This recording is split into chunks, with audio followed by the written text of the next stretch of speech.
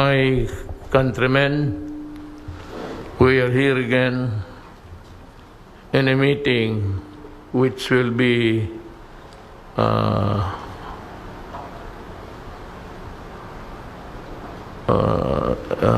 all of which is really about COVID.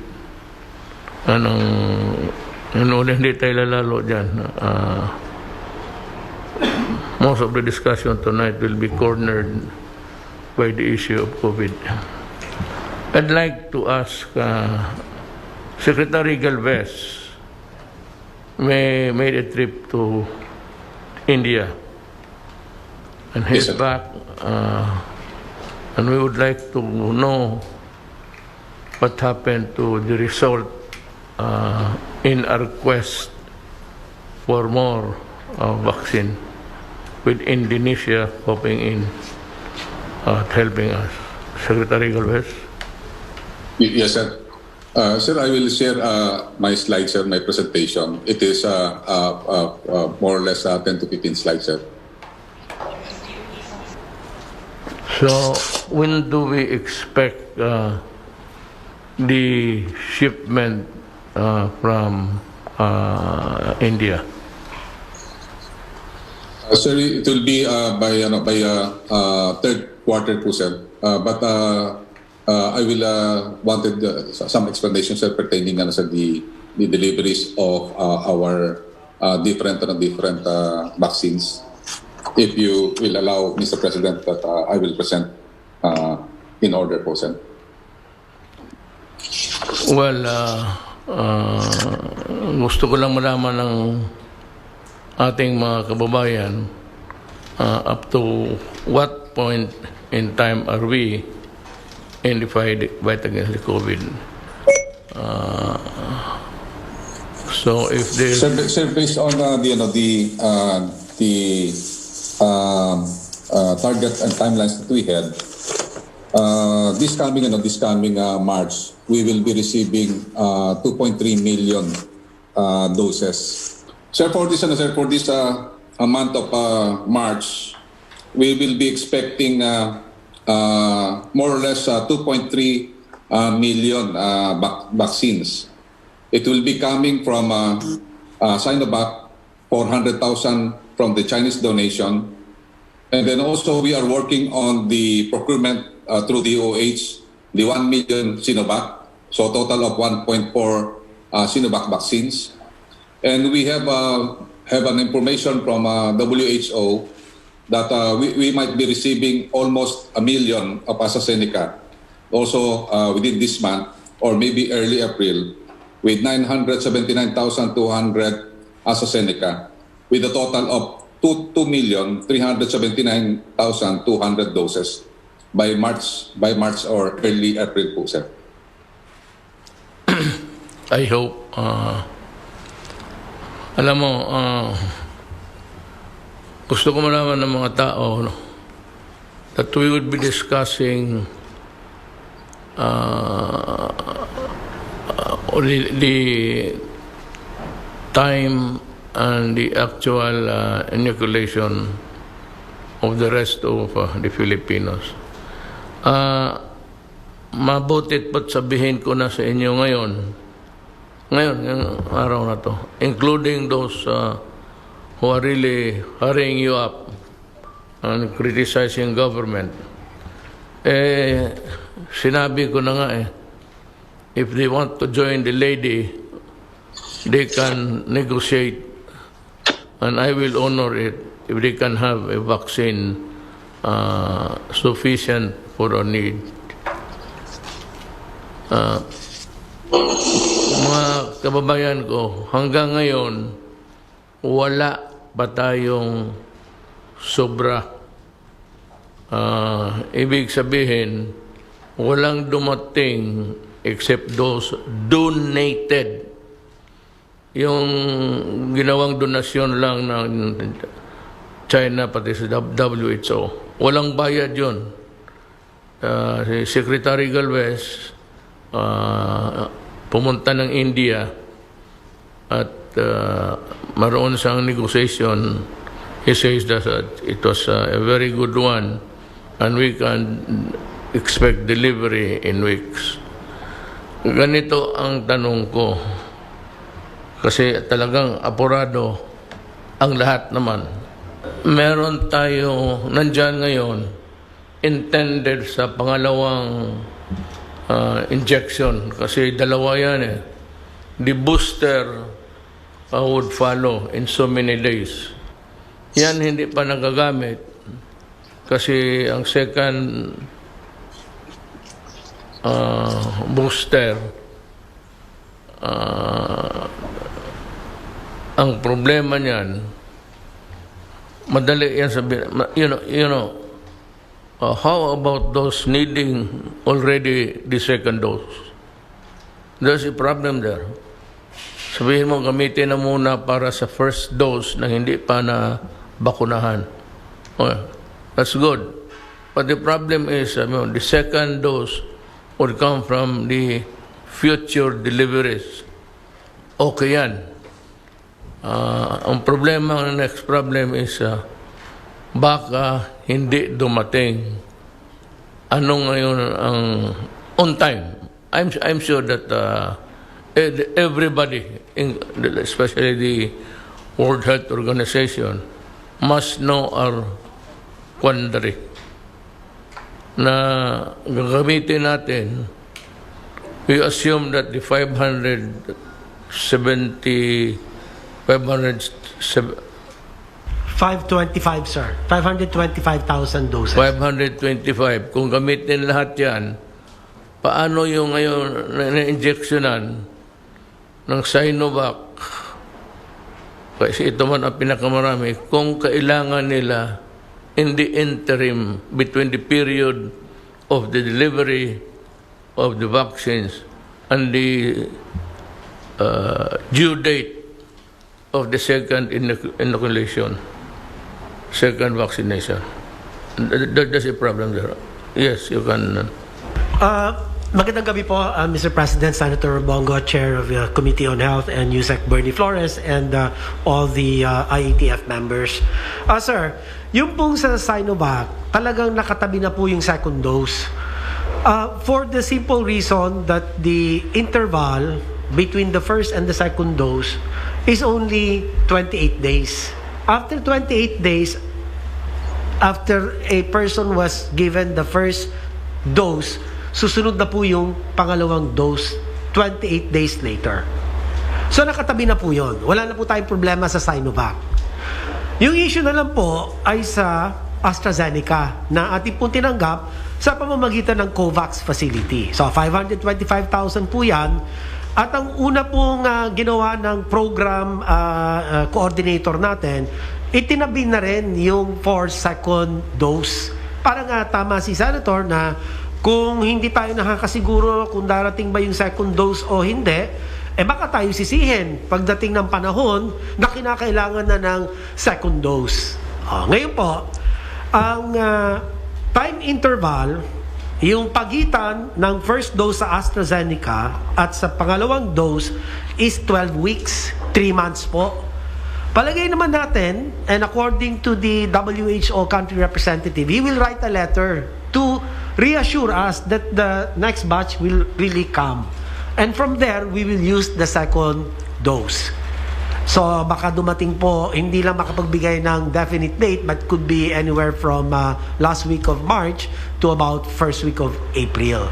So in that light, pwede ho natin gamitin na yung lahat ng 525,000 AstraZeneca vaccines as first dose. So we give more. We provide partial protection to a lot more healthcare workers. Let me zero in. Ganito yan eh. How about those na mabakunahan na ang second dose is due date maybe next week? Kasi wala naman tali na sabay-sabay. That argument would only hold true if yung first dose sabay sila and sabay sila mag-second dose. Ang problema, yung naturo ka na at kailangan na nila ng second dose. Yun the second dose is critical here. If I may, Mr. President, yung pong sa Sinovac, wala na po tayong problema kasi talagang meron second dose na nakatabi. We already programmed it in such a way that they will receive their second dose 28 days post first dose inoculation po. Because kahit na may nauna, say kung March 5 may 1,000, March 6 may 2,000, March 7 may 20,000 na nabigyan ng first dose ng AstraZeneca, you will count 12 weeks after the first dose. And there's a huge time difference for the AstraZeneca between the first and the second dose per the protocol. Yun po yung indication ng AstraZeneca. Hindi po naman kasi lahat ng mga bakuna pare-pareho, sir. Yung Sinovac, kailangan 28 days, turo ka, second dose, sir. Sa AstraZeneca po, 12 weeks. Ngayon, bakit po maganda na gamitin na lahat yung 525,000 as first dose so we can cover more healthcare workers and frontliners? And ma-re-resolve din po natin yung problema ng AstraZeneca na short shelf life. Ibig sabihin, sir, after 3 months, expired na yung bakuna. So by giving it, sir, as first dose, we solve that problem as well. Okay. Yes, sir. Magandang yun, solution. I said we go back to the same predicament of the delivery on time. So, kung talagang if the manufacturers who sold us the vaccines would be true to their word that the vaccines will be there and can be vaccinated to people on time. Secretary Galvez. Sir, Mr. President, sir, I agree with Secretary Duque. Dahil po, nabigyan na po tayo ng warning order ng COVAX, ng WHO, na may padating na po na 979,200 na AstraZeneca this coming March 22. So yun po, kung magkakaroon po man ng delay, baka po first week ng April.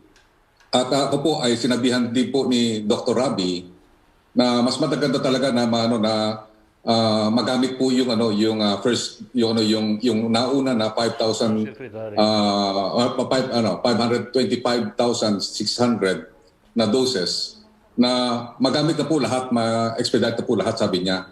Kasi pagka hindi po naubos po yon, baka ma-delay yung second tranche ng po natin.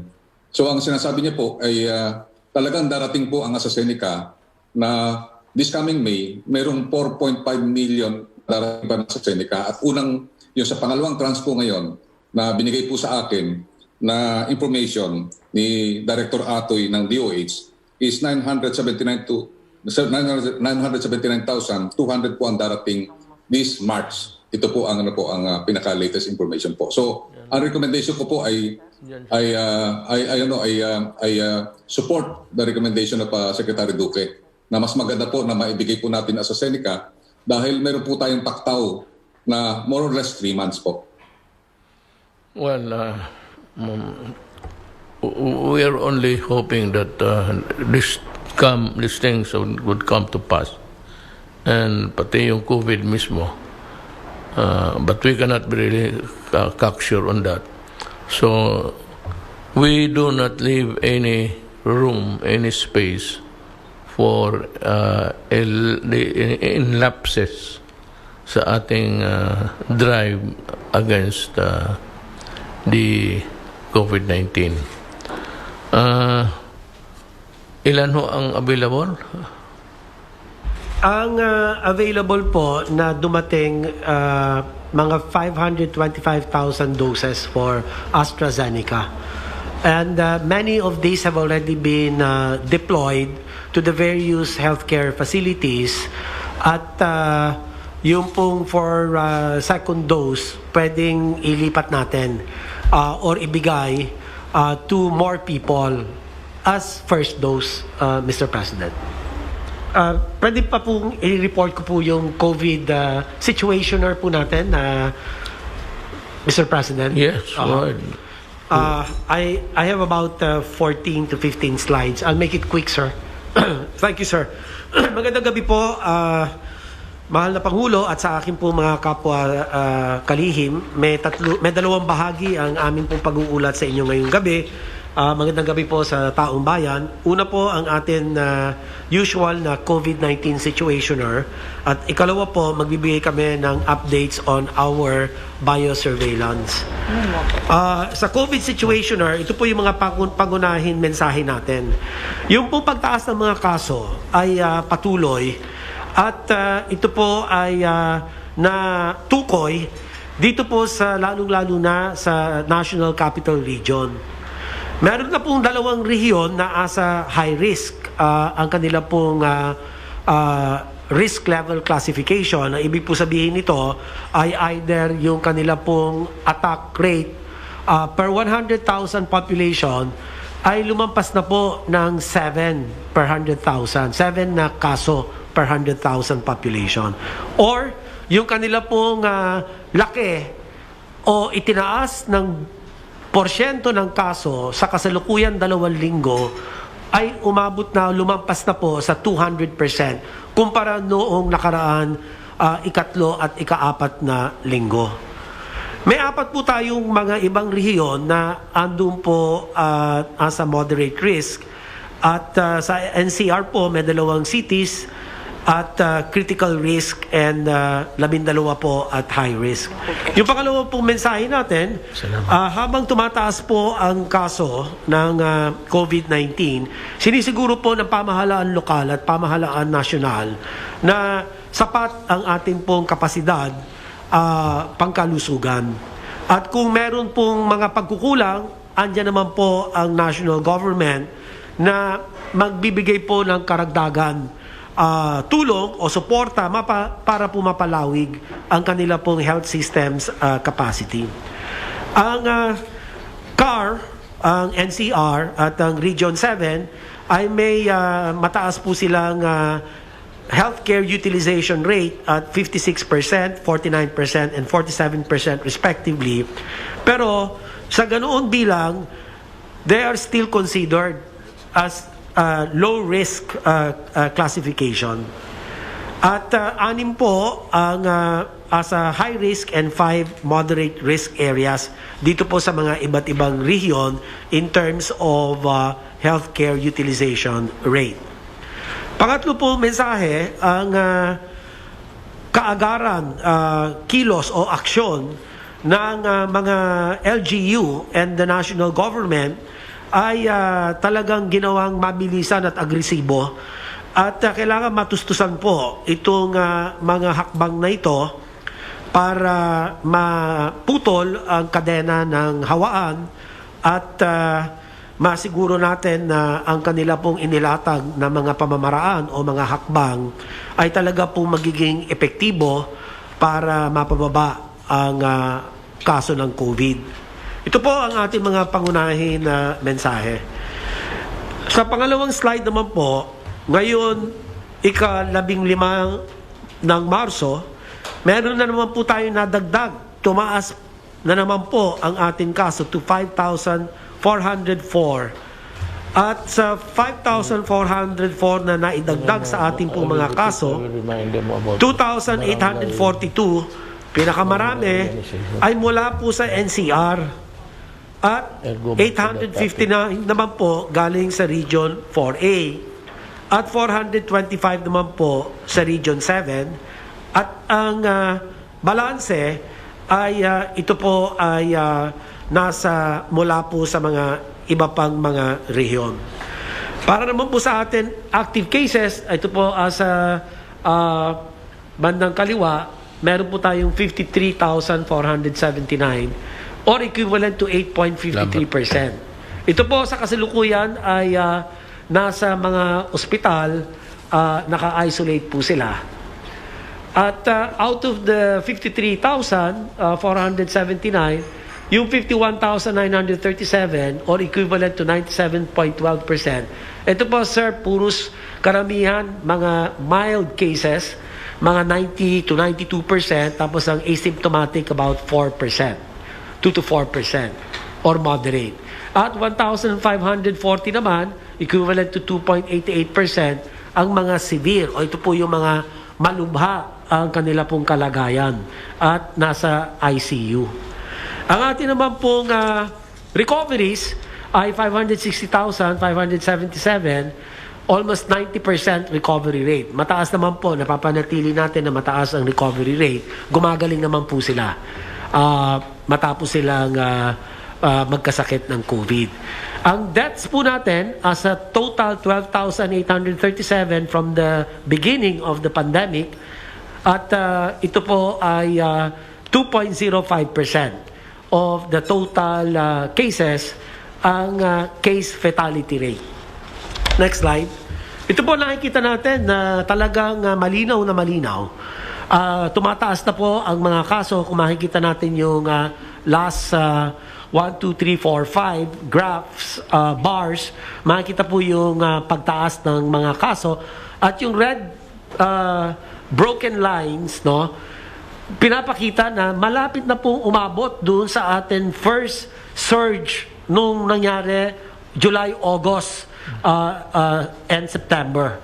So, kinakailangan ho talaga mahinto itong mga kasong ito, at kung hindi po, ay baka lumagpas pa tayo, mas mataas pa doon sa atin July, August peak of COVID cases. Kanya hindi kayat po natin ang lahat ng mga local government units na talagang paigtingin po nila ang lahat po ng mga gawain, ang kanila pong preventive interventions, ang kanila pong early detection by way of aggressive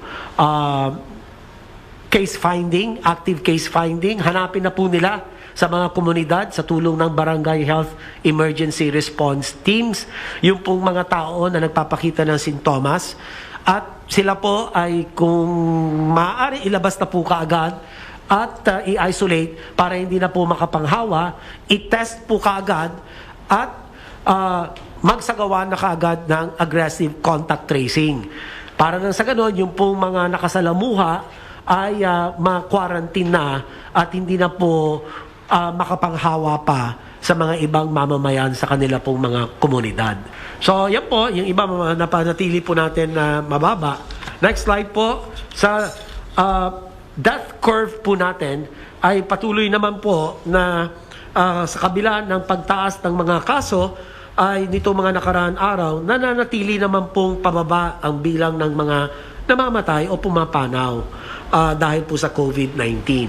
So makita po natin doon sa table sa right side ay ang pinakamataas po natin na bilang ng mga pumanaw, masakit po sa atin loob na may pumapanaw, ay 2,085 in August. At kung titignan nyo, ang mga susunod na mga buwan ay tuloy-tuloy na halos ang pagbaba. Except for January, medyo tumaas ng kaunti, pero ganun pa man, yung trend pababa pa rin. And doon sa last column po, makikita yung average number of deaths per day.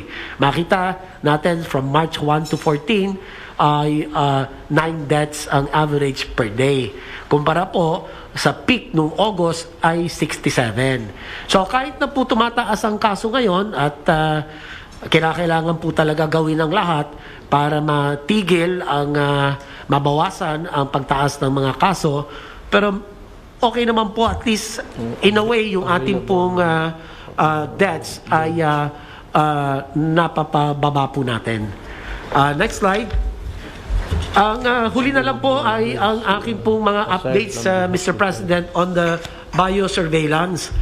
Base po sa atin kabuuan na isagawang whole genome sequencing ng 4,160 samples, karamihan po yung 24% ay yung sa una, B.1.63, yan pa rin po ang dominant na namamayagpag na variant, yung Hong Kong lineage. Ang katumbas po nito 24% or 1,002 samples positive for the Hong Kong lineage out of 4,160. Ang tanong ho, paano UK variant? Ano ba lagay ng UK variant sa atin? So, of the 177 samples na natanggap, 4% po nagpakita ng UK variant, no? At hindi naman po ito tumaas nitong mga nakaraan na ilang linggo. At ang sumunod po naman dito ay yung P3, B1.1.74 tsaka B.1.1.29, 2% each. At saka yung South African variant na B1.351, 2%. At dito po makikita natin na hindi naman po tumataas ng ganun kabilis ang porsyento ng mga variants of concern katulad po ng UK variant and the South African variant. So, ang most common pa rin, yung Hong Kong lineage, at 4% of samples naman, yung positive for B117 variant, 2% of samples positive for B1351, ito yung South Africa. At yun naman pong isang na-discover, natukoy, isang sample na nakitaan positibo with P1 variant. Ito pong P1 ay yung Brazilian variant. No? This represents a minuscule 0.02%, Mr. President. So next slide. Ito na po last slide ko, Mr. President. Pinapakita lang po na kung saan naman nagkaroon ng mataas na bilang ng COVID cases sa NCR at saka sa CAR, doon din naman nakita na ang mga B117 or UK variant. No? We don't know if this is a factor that has influenced the increase in the number of cases in the NCR and CAR, or is this a coincidental finding, or it is among the several possible factors that have caused the spikes in COVID cases. So, ang tingin po namin, ang mga sumusunod na mga kadahilanan na tumaas po ang mga kaso, number one, increased mobility. Dahil po nagluwag tayo ng ating mga quarantine restrictions. Pangalawa, binuksan po natin ang mga malaking bahagi ng ating ekonomiya. At dahil po rito, ang mobility tumaas, ang transmission rate tumaas, ang contact rate tumaas. Kanya ito po ang mga kadahilanan na kung bakit sumipa po ang ating mga kaso sa NCR and CAR and also in the other regions. Ito po yung B117 na andyan po nakita, 39 cases out of 1,023 sa NCR, then 41 out of 456 in CAR. At ganoon din naman sa South African variant na B.1.351, makikita 64 or 6.3% of 1,023 sa NCR din. Ano po? At sa region ano ba yun? Hindi ko mabasa. Region 2. Region 7.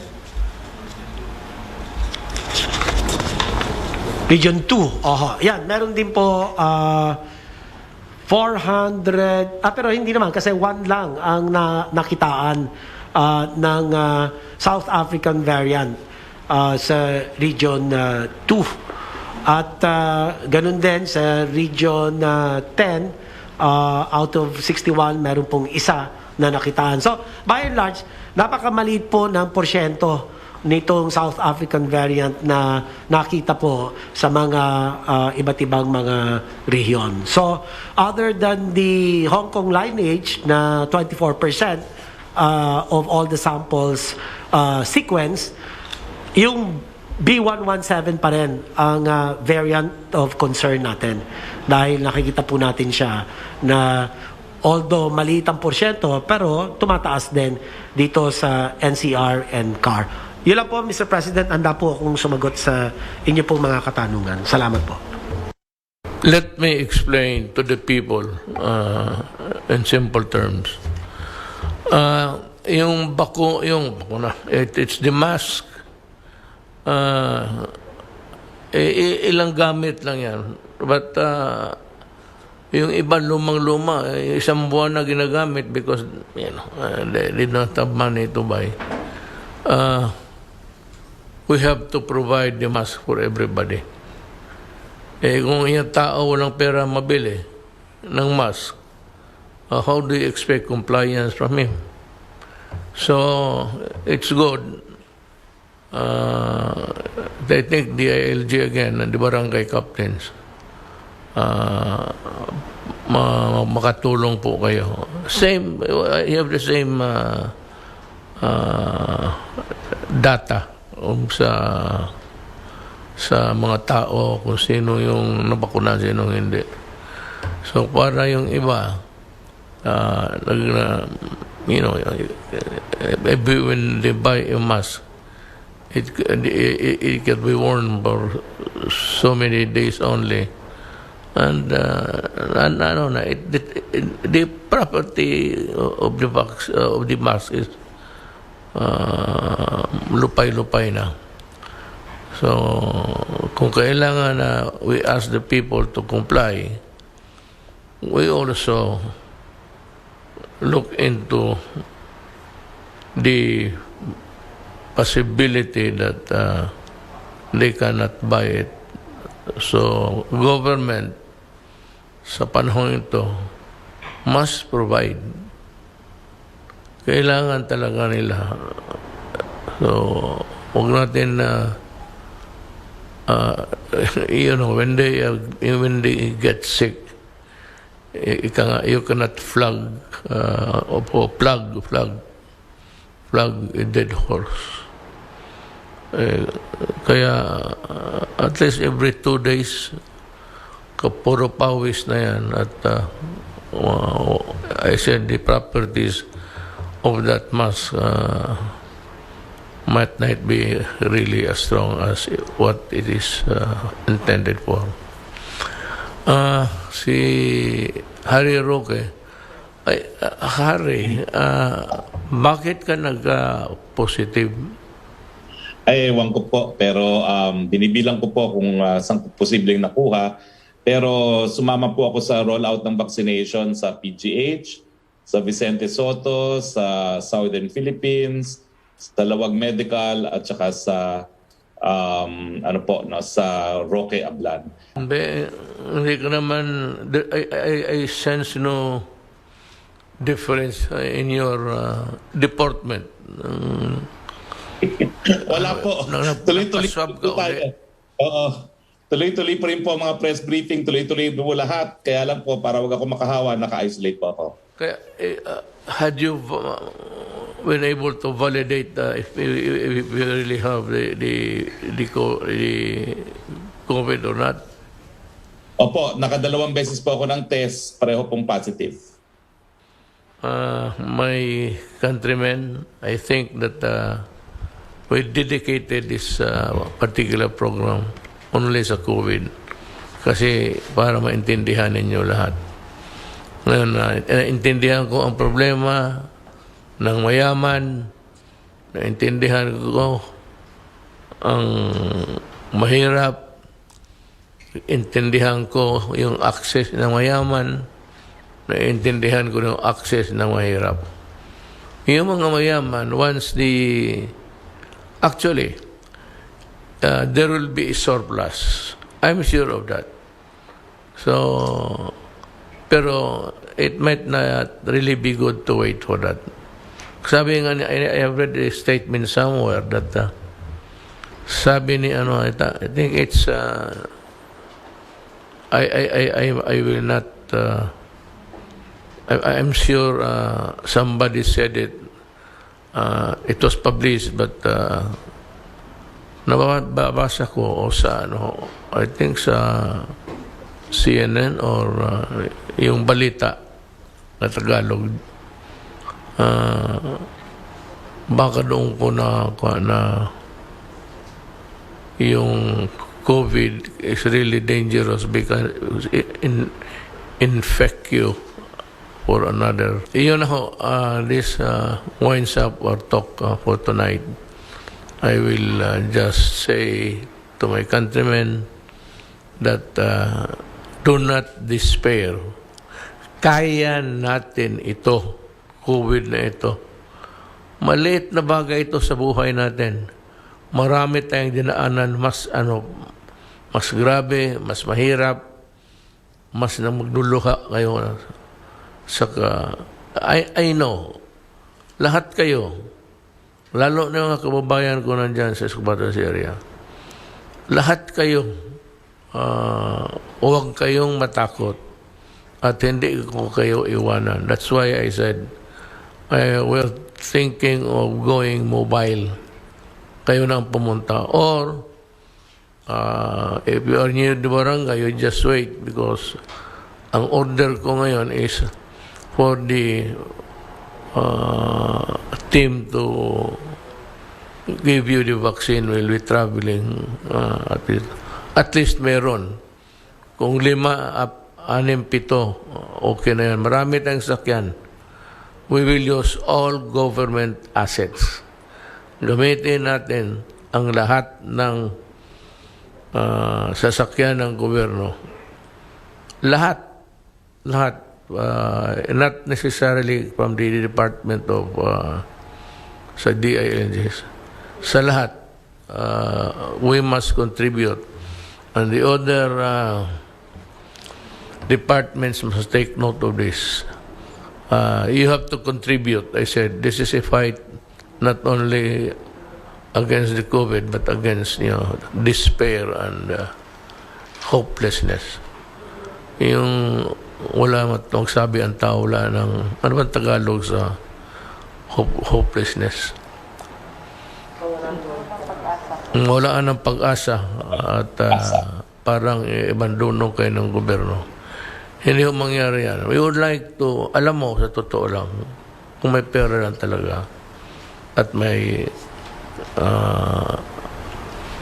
kaya lang wala talaga tayong naghiram pa tayo, then we have to, until now Secretary Galvez is still traveling, but positive naman yung results niya, so okay lang na maghintay-hintay lang kayo ng sandali.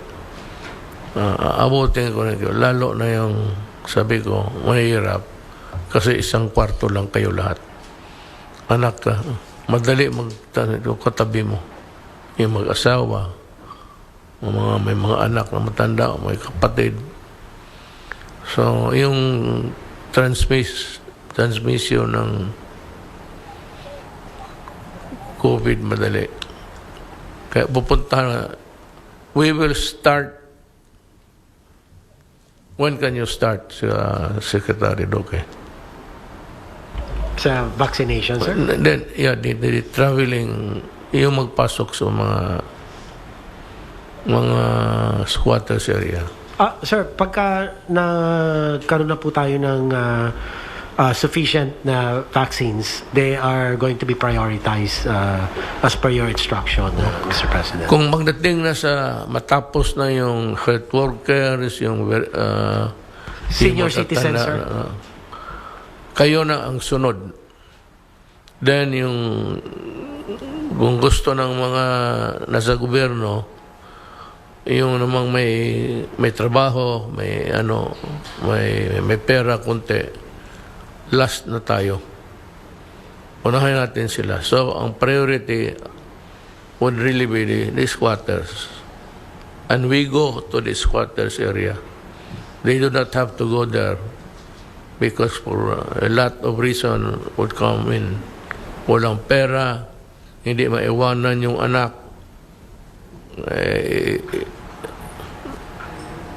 Isa lang ang naghahanap buhay.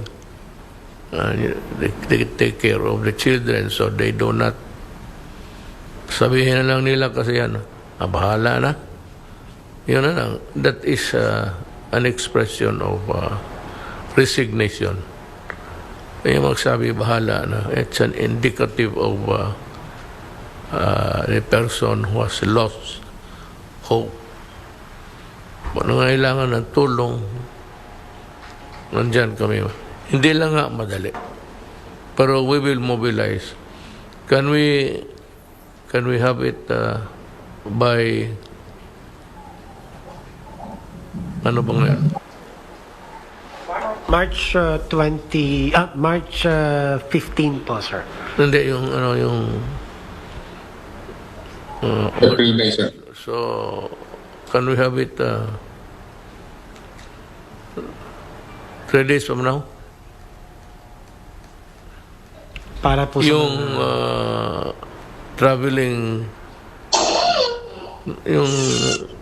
traveling unit. We can prepare that, Mr. President. Yeah. Ang problema lang po, Mr. President, na nakikita ko po ngayon, yung po kasing mga, kung dadalhin po yung bakuna sa kanila, kakailanganin po ng napakamaraming taong mag-monitor for adverse effects following immunization. Yan po ang very important step, final step in the vaccination process. After you're vaccinated, you have to be observed for about 30 minutes to about 1 hour individually for a possible serious side effects. And nakita niyo naman po, sir, may mga reports talaga na mga serious side effects na nangyayari, and also monitoring even the minor side effects at mabigyan po ng lunas. Kaya po ang ginagawa natin sa fixed site implementing units like RHUs and hospitals, at least doon po mababantayan maramihan. Kasi kung isa-isahin po natin sa mga lugar nila, ang dami pong kulang po tayo sa tao para mag-monitor, sir. Yes, but if you use that argument na wala tayong tao, yung nandito nga sa mga barangay na mahirap, hindi talaga mabakunahan. That's the problem. Sir, if I may, yung po mga tao kasi, meron po silang, unang-una may listahan po ang mga barangay captains, bibigyan po yun kay mayor, ibibigay po yan sa DOH region, nakaplano na po, may mga pangalan na po yan para mga botante.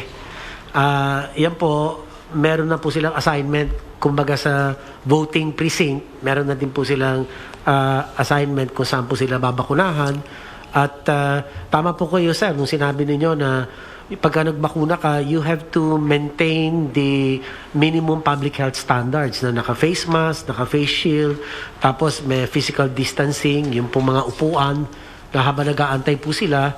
So, ito po yung mga detalye nung process of inoculation. And the most important step there is after the vaccination, they have to be observed, Mr. President, for How many people? Well, 100 a day. 100 Yes, people a day? a day for one vaccination site.